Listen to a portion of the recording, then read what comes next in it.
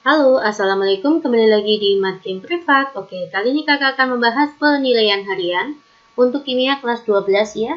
Ini bab kimia unsur, saya ambil dari buku Intan Pariwara. Ayo semua para kelas 12, kita belajar bersama-sama ya. Sebelumnya jangan lupa subscribe Matkim Privat. Oke, terima kasih ya.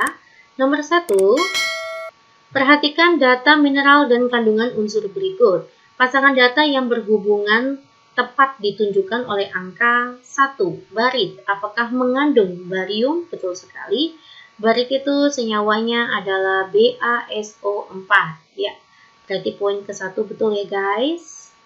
Selanjutnya, epsomit. Apakah epsomit mengandung natrium? Tidak ya dek. Epsomit itu adalah MgSO4 7H2O. Nah, lanjut. Kasiterit. Apakah itu mengandung magnesium? Tidak. Kasiterit mengandung Sn. Lebih tepatnya SnO2. Ya. Nah, kalau magnesium bisa dolomit gitu ya, magnesit. Itu magnesium.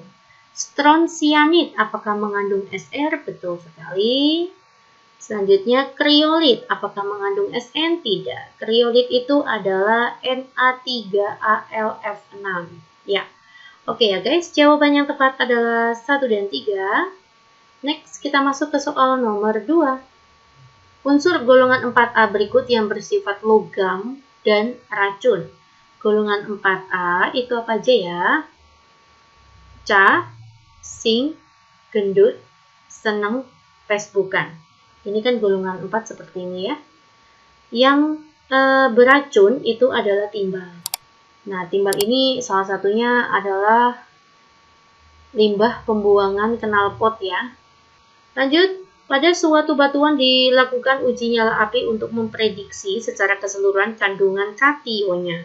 Hasil uji nyala batuan tersebut ternyata memberikan nyala biru dan nyala orange. Berdasarkan data tersebut, kemungkinan batuan tersebut berturut-turut mengandung apa? Nah, ini berarti nyala untuk golongan 1A dan golongan 2A ya, Dek. Golongan 1A itu ada siapa saja? Halina, Kawin, Rb, Cs ya. Nah, litium, magnesium, kalium, rubidium, cesium itu warnanya apa? Mekuumebi. Hafalkan itu. Merah, kuning, ungu, merah, biru. Selanjutnya untuk golongan 2 itu adalah bebek, mangan, cacing, seret banget. Oh ini DBE-nya ya. Nah ini hafalkan adalah put jing mehij. Putih-putih jingga merah hijau. Inilah nyala untuk golongan 1 dan 2. Nah ternyata biru deh. Biru itu adalah ini CS. Dan orange itu sama saja dengan jingga ya. Maka kalsium. Ya, jawaban yang tepat itu adalah C, cesium dan kalsium. Oke. Next kita masuk ke soal nomor 4. Barium termasuk golongan alkali tanah. Betul sekali ya. Alkali tanah itu golongan 2A.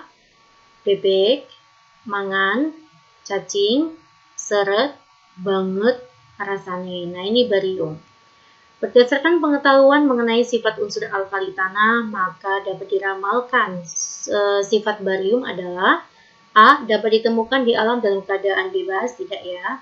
Golongan 2A dan golongan 1 itu adalah logam yang aktif, maka di alam pasti ditemukan dalam keadaan mineralnya atau senyawanya. B. Mempunyai energi ionisasi tinggi. Ingat, energi ionisasi itu adalah sifat SPU yang diawali dengan huruf vokal, maka dia sifatnya masuk ke kuadran 1. Semakin ke atas, semakin besar, semakin ke bawah, semakin kecil. Inilah sifat untuk energi ionisasi dalam satu golongan. Nah, barium itu kan di bawah. Ya, maka semakin ke bawah, semakin kecil harusnya, bukan tinggi. Next, membentuk senyawa garam jika direaksikan dengan asam. Oke, barium itu adalah logam aktif ya yang dapat membentuk oksida basa. Karena dia bisa membentuk oksida basa, maka dia bisa bereaksi dengan asam menghasilkan garam dan air. Gitu ya guys. Jawaban yang tepat itu adalah poin C. Nomor 5. Berdasarkan data tersebut, unsur yang mempunyai sifat logam paling kuat. Nah, energi ionisasi ya hubungannya ya. Oke, logam itu adalah sifat SPU yang berada di kuadran 3. Ini kuadran 3. Kuadran 3 itu adalah kuadran sifat-sifat SPU yang diawali dengan konsonan. Nah, berarti dari ini kan periode 3 ya, Dek.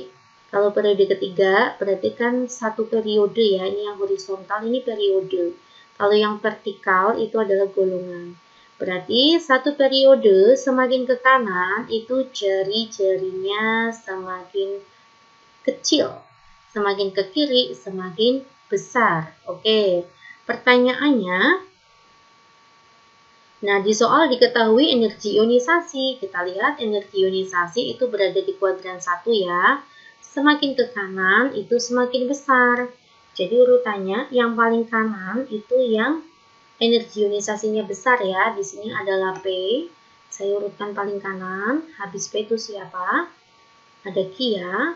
Oke, setelah Q ada siapa? Ada ini R, S. Paling kecil adalah T. Nah, inilah urutan periode 3 dari kiri ke kanan. Nah, pertanyaannya, manakah yang mempunyai sifat logam paling kuat? L. L itu adalah sifat yang diawali dengan konsonan ya. Maka masuk ke kuadran 3 lagi. Nah, semakin ke kiri, sifat logam semakin kuat. Jadi, sifat logam yang paling kuat itu adalah T. Jawabannya E. Semangat ya. Kalian flashback lagi ke kelas 1 ya, Dek, tentang sifat-sifat SPU. Ya, oke. Kita lanjut ya ke soal nomor 6. Harga potensial elektroda dari F2 sampai dengan I2 berturut-turut adalah 2,87 volt, 1,3 dan seterusnya ya sampai dengan 0,56 volt. Ini berarti halogen itu golongan ya. Artinya F, Cl, Br, I. Nah, semakin ke bawah itu nilai NO-nya semakin kecil. Nah, jika NO semakin kecil, maka semakin ke bawah itu semakin mengalami oksidasi. Zat yang mengalami oksidasi itu disebut adalah reduktor. Artinya, reduktornya tuh semakin ke bawah semakin besar gitu ya. Karena semakin ke bawah NO-nya semakin kecil. NO semakin kecil itu artinya semakin mudah mengalami oksidasi. Zat yang mengalami oksidasi itu disebut reduktor ya. Semakin ke bawah reduktornya semakin kuat. Reduktor itu sama saja dengan daya reduksi ya. Nah, berarti semakin ke atas yang semakin kuat itu adalah oksidatornya. Oksidator semakin besar itu semakin ke atas. Oksidator adalah zat yang mengalami reduksi. Ya, berarti poin A itu salah ya. Daya reduksinya F paling besar. Salah. Daya reduksi sama saja reduktor ya, D. Harusnya reduktor yang paling kuat itu adalah I. Selanjutnya, daya oksidasi itu sama saja oksidator. Apakah oksidator F itu paling besar? Betul ya, semakin ke atas oksidator semakin besar. Karena nilai N0-nya semakin besar, lihat di tabel di soal ya. N0-nya tuh semakin besar untuk F. Ya, jika N0 semakin besar, maka dia mengalami reduksi. Ya, ini hubungannya dengan sel volta. Yang mengalami reduksi disebut oksidator. Oksidator nama lainnya daya oksidasi. Oke ya, jawabannya adalah B. Next, kita masuk ke soal nomor 7. Unsur golongan 5A. Golongan 5A itu apa sih ya? Niniku, pacaran, asik, saben, bengi, ya. Nitrogen, fosfor, dan sebagainya. Manakah yang bersifat racun kuat bagi manusia dan dimanfaatkan sebagai pengawet kayu atau pembasmi serangga? Nah, yang sangat kuat untuk racun ya, ini adalah arsenik. Jawabannya itu adalah C. Lanjut ya, kita masuk ke soal nomor 8. Perhatikan sifat-sifat unsur berikut. Sifat unsur kalium. Kalium itu adalah K ya. Itu berarti masuk ke golongan 1. H, Li, Nah, kawin RbCs. Golongan 1A. Apakah bersifat basa? Betul sekali, golongan 1 jika direaksikan dengan air akan menghasilkan larutan basa dan melepas gas hidrogen. Apakah non-logam? Tidak, ini adalah logam yang reaktif. Yang ada duanya salah, yang ada satunya betul. Oke ya, ini 2 salah. Next, menghasilkan nyala ungu. Coba kita seperti tadi yuk hafalkan. May, who, u, may, be. Ya, apakah betul kalium itu ungu? Ya, betul sekali. Kalium itu menghasilkan warna ungu. Jawabannya langsung aja ya. Jawabannya adalah B. Lanjut, kita masuk ke soal nomor 9. Pernyataan yang tepat mengenai sifat unsur periode 3. Oke, periode 3 itu apa aja, Mbak? Namun, Ali, sing, paling, seksi, calon, artis. Oke. Diawali dengan nomor atom 11 sampai dengan 18.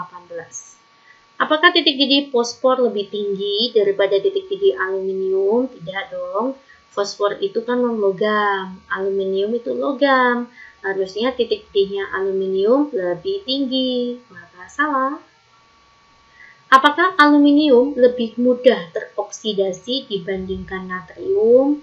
Oke, dalam satu periode semakin ke kiri, itu sifatnya reduktornya semakin kuat ya.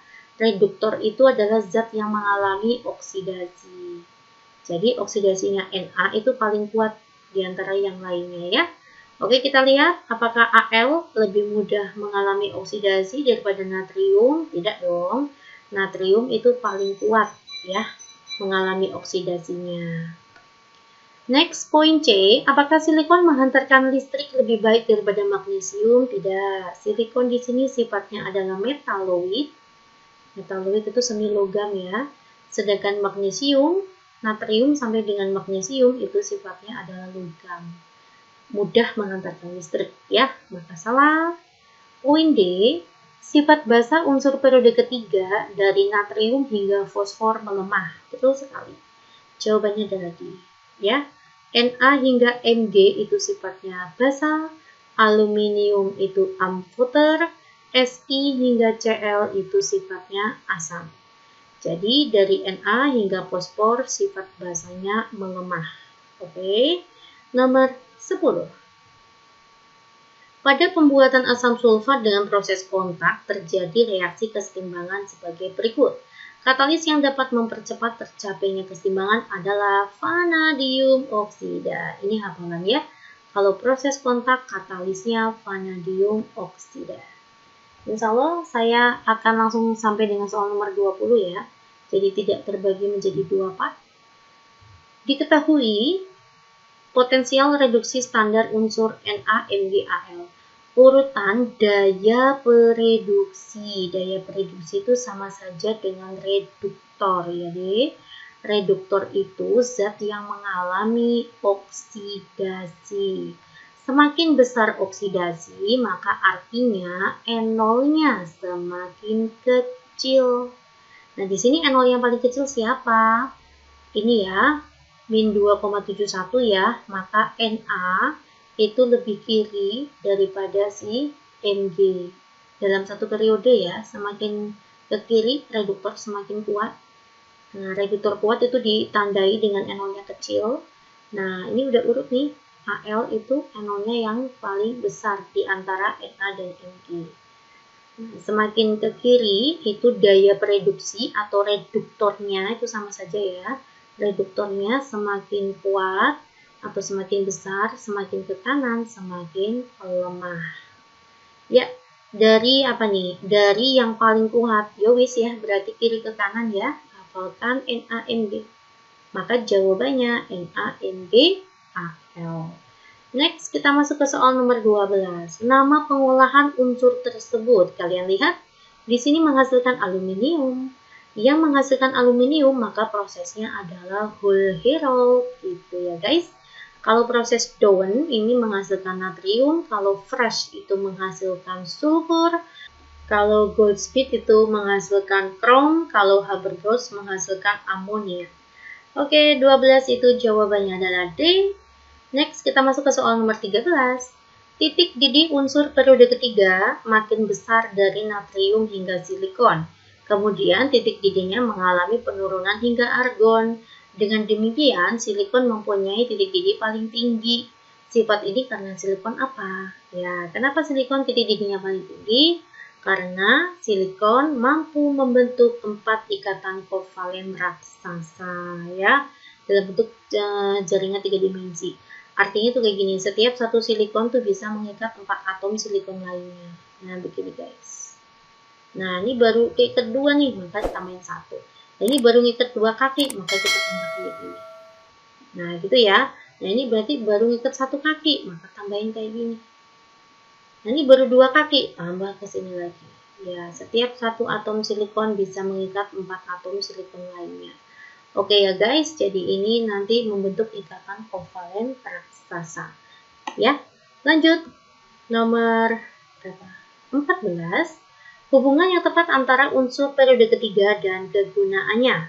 Yang paling tepat di sini adalah klor ya. Klor itu sebagai pemutih pakaian ya. Mengandung NaClO. Nah, ini yang digunakan untuk pemutih pakaian. Lanjut aja ya, kita masuk ke soal nomor 15. Pada umumnya, unsur transisi bersifat paramagnetik. Kenapa? Kenapa unsur transisi bersifat paramagnetik? Karena adanya elektron tunggal ya, atau elektron yang tidak berpasangan pada subkulit D. Maka jawaban yang tepat mana? Jawaban yang tepat itu adalah poin E. Elektron tidak berpasangan pada subkulit D. Paham ya, D? Next, kita masuk ke soal nomor 16. Ion Sc3+ dengan nomor atom 21 dan Ti4+, nomor atomnya tidak berwarna. Kenapa? Nah, ini. Syaratnya berwarna itu harus ada elektron yang tidak berpasangan. Harus ada elektron tunggal atau elektron yang tidak berpasangan. Nah, pada subkulit D ya. Pada subkulit D. Nah, kenapa sih Sc3+ tidak berwarna? Kita lihat ya. Sc yang tadinya 21, kalau kita konfigurasikan pakainya argon, maka nanti ada 4s3d ya. 21, maka S-nya kita isi 2, baru 20, D-nya keisi 1. Nah, ada Sc3+. Sc3+ itu artinya elektron valensinya kehilangan 3 elektron. Nah, ini hilang tuh 3-nya. Ya, maka bersisa argon. Oke, kalau argon gimana konfigurasinya? Maka neon 3s2, 3p6. Tidak ada elektron kalau di sini. Pada subkulit D-nya nggak ada elektronnya. Jadi, kenapa alasnya tidak berwarna? Subkulit 3D kosong. Ya, syaratnya berwarna harus ada elektron tunggal. Nomor 17. Pada pembuatan baja itu prinsipnya adalah untuk mengurangi karbon ya. Jadi bajanya tidak rapuh. Nah, jadi pengurangan kadar karbon pada besi tuang. Oke, jawaban yang tepat di sini adalah A. Pengurangan kadar karbon dalam besi tuang. Ya, langsung saja kita masuk ke soal nomor 18. Seng termasuk logam transisi, tetapi tidak dapat ditarik oleh magnet. Sifat seng ini disebabkan, nah sama saja, syaratnya bersifat magnet itu harus ada elektron tunggal atau elektron yang tidak berpasangan pada subkulit 3D. Nah, sekarang kita lihat nih, seng 18 di sini lah ya, D. Nah, seng itu nomor atomnya 30. Kalau kita konfigurasikan, maka argon 18, 4s, 3d, maka S-nya 2, D-nya 10. Nah, di sini subkulit D-nya terisi penuh. Jadi tidak ada elektron tunggal atau elektron tidak berpasangan di subkulit D. Inilah alasannya mengapa tidak ditarik magnet. Ya, jadi apa jawabannya ya, D? Jawabannya adalah poin C. Semua elektron yang mengisi orbital 3D berpasangan. Ya, nomor 19. Sifat unsur transisi ditunjukkan oleh angka. 1. Mudah teroksidasi. 2. Dapat membentuk oksida dengan rumus L2O3. 3. Mempunyai beberapa bilangan oksidasi, itu betul, biloxnya lebih dari 1, maka nanti unsur transisi bisa membentuk senyawa kompleks ya. Titik didihnya rendah salah, karena bentuknya logam maka titik didihnya tinggi. Semua unsurnya dapat membentuk senyawa berwarna. Tidak ya, ada beberapa unsur yang tidak bisa menghasilkan warna, yaitu untuk Sc3+, Ti4+, dan Zn4+. Zn2+, maaf, karena tidak ada elektron tunggal pada subkulit D-nya. Ya, jawabannya itu adalah 1 dan 3. Oke, kenapa bisa teroksidasi? Ya, dikarenakan transisi itu biloxnya lebih dari 1. Ya, maka dia bisa teroksidasi. Teroksidasi itu artinya biloxnya naik. Nomor 20, logam kromium dibuat melalui proses Goldsmith dengan mereduksi kromium 3 oksida. Nah, kromium 3 oksida seperti apa? Kromium 3 artinya Cr3+, oksida itu O2-, kita silang deh kayak gini. Maka jadinya Cr2O3. Itulah kromium 3 oksida dengan aluminium. Ya, saya tambahkan dengan aluminium. Ya. Reaksinya jadi apa? Reaksinya nanti adalah Al dengan O ya. Al itu golongan 3, maka Al3+, O itu golongan 6, maka O2-. Lalu kita silang seperti ini, maka menghasilkan Al2O3. Dan nanti kromnya dihasilkan di sini. Nah, inilah proses Goldsmith menghasilkan kromium gitu ya. Hasil sampingnya adalah Al2O3. Baru kita setarakan ya, Dek. Di sini Cr-nya 2, maka saya masukkan sini 2. Al-nya ada 2, maka saya masukkan sini 2. Oksigennya 3, oksigennya 3. Sudah setara ya. Cr2O3 ini berarti salah. Ini koefisiennya bukan 2. Ditambah dengan 2Al menghasilkan Al2O3 dan 2Cr. Oke guys, 20 soal untuk pilihan ganda sudah kakak jelaskan. Semoga bermanfaat ya menemani kalian belajar di rumah. Assalamualaikum, jangan lupa subscribe Makin Privat.